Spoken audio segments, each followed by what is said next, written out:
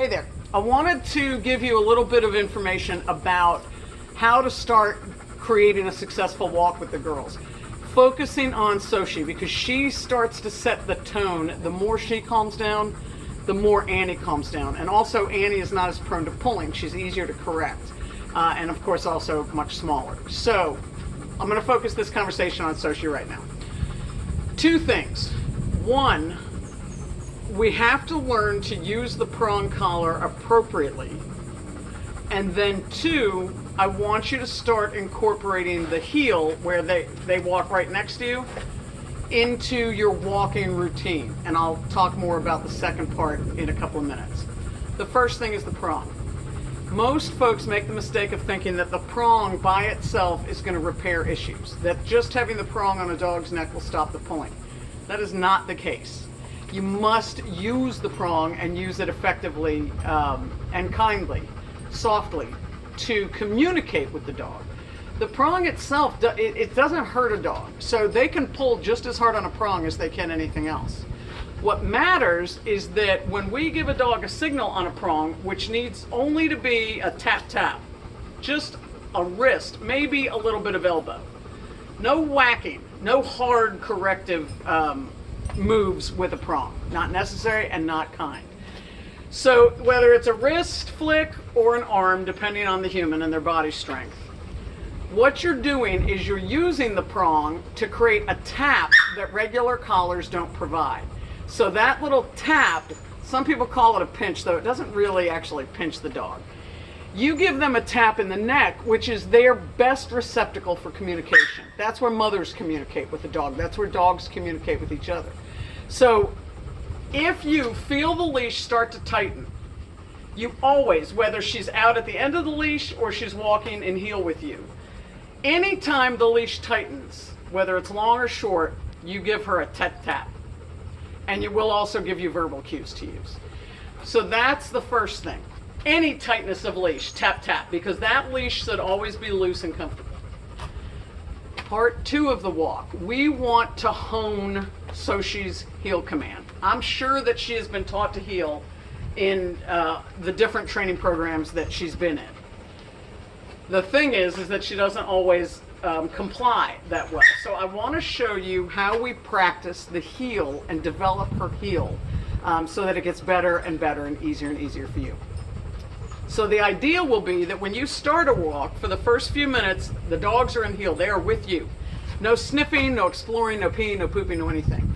You start the first few minutes, they are right here. And then at some point when you're ready, you will say break, and you'll let them go out to the full length of the leash, walking in what we call loose leash. So they get to be full length, like she is now, as long as they don't pull. Then when you're ready, you can call them back into heel, and they walk with you again. And then again later on, you can say break and let them back out. So you're basically doing a yo-yo. They're in with you, then they go out when you say break. Then you bring them back in so that they mentally reconnect with you. So in the course of your whatever 15 or 20 minute walk, the dog should be out at the full length of the leash with it being loose. And then you bring them in for a heel for a few minutes and then back out and so forth. So we will talk more about this as the week goes on, but I wanted to show you some simple things that you can do to make Sochi's heel a little bit better. And it is very simple. Sometimes you might even skip doing a full walk so that you can just do these exercises with her. It's a lot of exercise and a lot of mental exercise especially. So here we go. There are a couple of things. One is just a simple small circle. Sochi, heel, and we want to say heel and give her a tug. Heel, heel, yes, heel, heel. Now you can see I am holding the leash, let me move back here, about 1 foot from her neck when she's in heel. It should still be loose and flip around, but it's shorter, so she can't go as far, and so I have more control. Heel. Yes, good girl. And I would put Sochi in your stronger arm when you're walking the two girls. If you're right-handed, put her in your right. If you're left-handed, put her on your left. Heel. And then you can even change direction. Sochi, heel. So you see, it looks like I'm not doing anything. Sochi, heel. But I'm keeping her tight while I say heel. So you have a circle. here's the other thing. You can do a figure 8 without using any props, but I have these 3 posts on under my house. You may have something similar, or you could just set up trash cans or cones or whatever obstacle you want. And then we do this. Heel. Heel. Notice I say it and I give her a little leash check. So the reason I love a figure 8 is because not only does Sochi walk around me, but I walk into her like this. Heel. Yes, heel. Again, I will step into her. Heel. Yes. Heel. Yes. Good girl.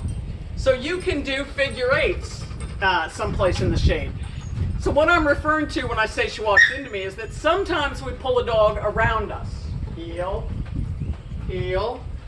And then other times we want to make sure that we do some stepping into the dog. So we say heel, we put our hand back a little bit and we step into her. Heel. Yes, heel. See my right hand go backwards a little bit and I step into her and say heel. So you can step away from her and say heel and step right into her and sort of bump her and say heel.